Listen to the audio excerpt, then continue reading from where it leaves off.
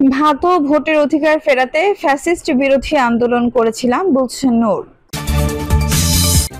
জানাবো নির্বাচন পেছালে ভয়ঙ্কর ক্ষতির মুখে পড়বে দেশ বলছেন ডক্টর জাহিদ। এদিকে ফ্যাসিবাদের পুনরুত্থান ছাত্র সমাজ রুখে দেবে বলছেন আসম রব। আরও থাকছে শেখ হাসিনার বক্তব্য গণমাধ্যমে প্রকাশ করলে আইনি ব্যবস্থা নেওয়া হবে। এবং সর্বশেষ জানাবো সংস্কার নিয়ে গড়িমসি হলে নির্বাচনের ব্যাপারে সংশয় তৈরি হবে বলছেন ডক্টর তাহের। দর্শক শুনছিলেন সংবাদ শিরোনাম, এখন বিস্তারিত। ভাত ও ভোটের অধিকার ফেরাতে ফ্যাসিস্ট বিরোধী আন্দোলন করেছিলাম বলছেন নূর। গণ অধিকার পরিষদের সভাপতি নুরুল হক নূর বলেছেন, ভাত ও ভোটের অধিকার ফিরে পেতে আমরা ফ্যাসিস্ট বিরোধী আন্দোলন করেছিলাম।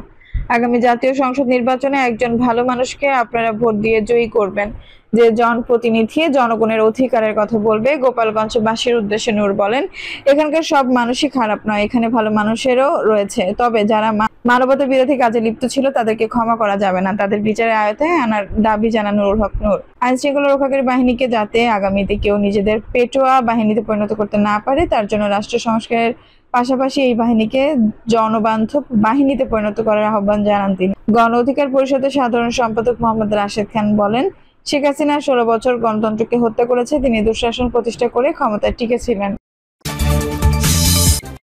নির্বাচন পেছালে ভয়ঙ্কর ক্ষতির মুখে পড়বে দেশ বলছেন ডক্টর জাহিদ। পিআর ইস্যুতে নির্বাচন পেছালে দেশ ভয়ঙ্কর ক্ষতির মুখে পড়বে বলে মনে করেন বিএনপি স্থায়ী কমিটির সদস্য ডক্টর এজেডএম জাহিদ হোসেন।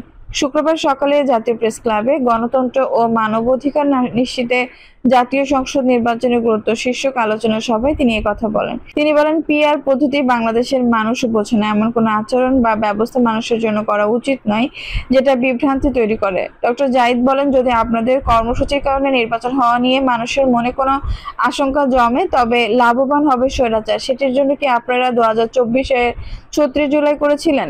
এখনো বলবো, ভাইরা বোঝার চেষ্টা করেন, ক্রিয়ানকের ভূমিকায় দয়া করে লাভ দিয়ে পড়বেন না। তিনি বলেন, আজকে এভাবে যারা কথা বলেন, যাদের কোনো রেকর্ড নেই, যাদের জনগণ কোনো অবস্থাতেই কোনো কিছু দায়িত্ব দেয়নি, সেসব মানুষ যখন কথা বলেন, তাদের বলবো আপনাদের অতীত অভিজ্ঞতায় অপরিপক্কতা আছে, সেই জন্য আপনারা যেটা বলেন সেটার পরবর্তী ফলটা স্বৈরাচারের পক্ষে চলে যাবে, দেশ ভয়ঙ্কর বিপদের দিকে এগিয়ে যাবে। বিএনপি নেতা বলেন, আপনারা দেওয়ালের লিখন পড়তে শিখুন, গায়ের জোর দিয়ে কিছু রাখার চেষ্টা করবেন না। আপনার কথা বলার অধিকার আছে, কথা শোনারও মানসিকতা থাকতে হবে, তা না হলে দেশে গণতন্ত্র থাকবে না। এটা মানি না, ওটা মানি না, এমন বাচ্চা মানুষের মতো আচরণ, পরমত সহিংসতার যে অভাব, এটি সত্যিকার অর্থে খুবই দুর্ভাগ্যজনক। ফ্যাসিবাদের পুনরুত্থান ছাত্র সমাজ রুখে দেবে বলছেন আসম রব।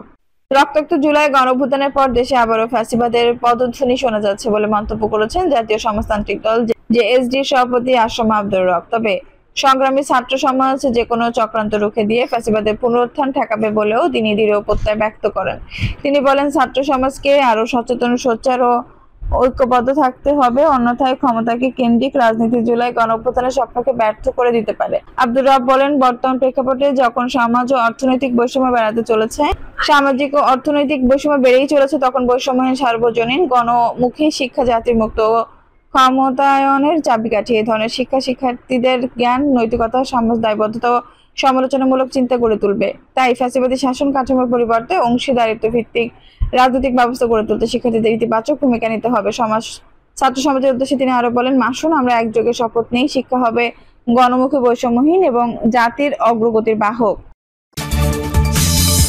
শেখ হাসিনার বক্তব্য গণমাধ্যমে প্রকাশ করলে আইনি ব্যবস্থা নেওয়া হবে। ক্ষমতাচ্যুত সাবেক প্রধানমন্ত্রী শেখ হাসিনার বক্তব্য কোনো গণমাধ্যমে প্রকাশ করলে সেই গণমাধ্যমের বিরুদ্ধে তাৎক্ষণিক আইনি ব্যবস্থা নেওয়া হবে। শুক্রবার অন্তর্বর্তীকালীন সরকার এক বিবৃতিতে এই কথা জানিয়েছেন। প্রধান উপদেষ্টা প্রেস উইং থেকে পাঠানো বিবৃতিতে বলা হয়, বাংলাদেশের টেলিভিশন, সংবাদপত্র ও অনলাইন মিডিয়া ফৌজদারি অপরাধে দণ্ডিত অপরাধী এবং গণহত্যা ও মানবতা বিরোধী অপরাধের অভিযুক্ত পলাতক আসামি আওয়ামী নেত্রী শেখ হাসিনার অডিও সম্প্রচার এবং প্রচার 2009 সালের সন্ত্রাস বিরোধী আইনের গুরুতর লঙ্ঘন।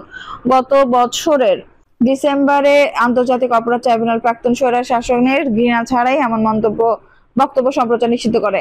এতে বলা হয়, আমরা দুঃখের সঙ্গে লক্ষ্য করেছি যে কিছু গণমাধ্যম বৃহস্পতিবার আইন ও আদালতের নির্দেশে উপেক্ষা করে ক্ষমতাচ্যুত স্বৈরশাসকের একটি ভাষণ প্রচার করেছে, যেখানে তিনি মিথ্যা ও উস্কানিমূলক বক্তব্য দিয়েছেন। আমরা এই ধরনের অপরাধমূলক প্রচার কর্মে জড়িত গণমাধ্যমের কর্মকর্তাদের সতর্ক করে দিচ্ছি এবং দৃঢ়ভাবে জানাচ্ছি যে শেখ হাসিনার বক্তব্য কেউ ভবিষ্যতে প্রকাশ করলে তাৎক্ষণিক আইনি ব্যবস্থা নেওয়া হবে।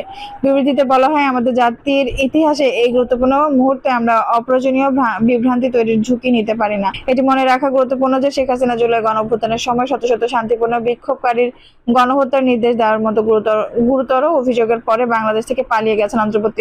আন্তর্জাতিক অপরাধ ট্রাইব্যুনাল তাকে দোষী সাব্যস্ত করেছে। বর্তমানে তিনি মানবতা বিরোধী অপরাধের অভিযোগে বিচারাধীন রয়েছেন। বাংলাদেশের আইন অনুসারে আওয়ামী লীগের কার্যক্রম নিষিদ্ধ করা হয়েছে এবং সন্ত্রাস বিরোধী আইন 2009 অনুসারে যে কোনো ব্যক্তি বা সংগঠন যারা তাদের নেতাদের কার্যকলাপ বা বক্তৃতায় প্রচার, প্রকাশ বা সম্প্রচার করে তাদের বিরুদ্ধে আইনি ব্যবস্থা নেওয়ার বিধান রয়েছে। এতে আরো বলা হয়, প্রফেসর মোহাম্মদ ইউনূসের নেতৃত্বে অন্তর্বর্তীকালীন সরকার ন্যায় বিচার, জবাবদিহিতা ও গণতান্ত্রিক অখণ্ডতার উপর ভিত্তি করে বাংলাদেশের ভবিষ্যতের দিকে পরিচালিত করার জন্য কাজ করছে। বাংলাদেশের জনগণ প্রজন্মের পর প্রজন্ম প্রথমবারের মতো সত্যিকার অর্থে অবাধ ও সুষ্ঠু নির্বাচনের জন্য প্রস্তুতি নিচ্ছে।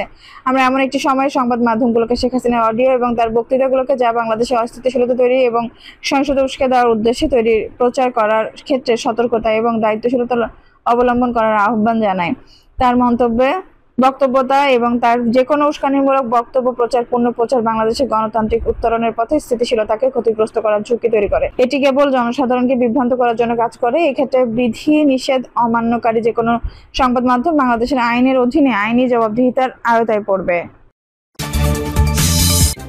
সংস্কার নিয়ে গড়িমসি হলে নির্বাচনের ব্যাপারে সংশয় তৈরি হবে বলছেন ডক্টর তাহের। সংস্কার নিয়ে গড়িমসি হলে নির্বাচনের ব্যাপারে মানুষের মধ্যে সংশয় তৈরি হবে এমন মন্তব্য করেছেন জামায়াত ইসলামী নায়েবে আমির ডক্টর সৈয়দ আব্দুল্লাহ মোহাম্মদ তাহের।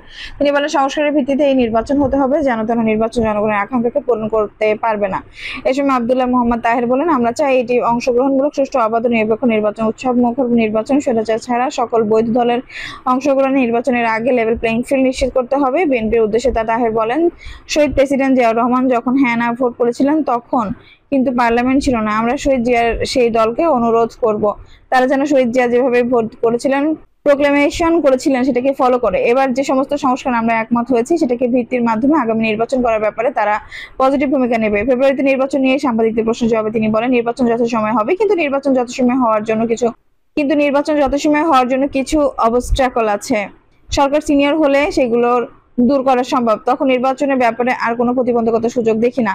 নির্বাচন হতেই হবে, নির্বাচন না হলে দেশ বিপর্যয়ের দিকে যাবে। পিআর পদ্ধতি প্রসঙ্গে জামায়াতের নায়েবে আমির বলেন, যারা ডেমোক্রেসিতে বিশ্বাস করে তারা পিআরকে মেনে নেওয়ার একটি নৈতিক জায়গা থেকে বাধ্যকতা আছে। কারণ ইতিমধ্যেই যে সার্ভে হয়েছে সুজনের মতো নিরপেক্ষ প্রতিষ্ঠান থেকে, যেখানে ৭১% মানুষ পিআর চাচ্ছে। পিআর মাধ্যমে নির্বাচন হলে স্বৈরাচার তৈরি হবে না।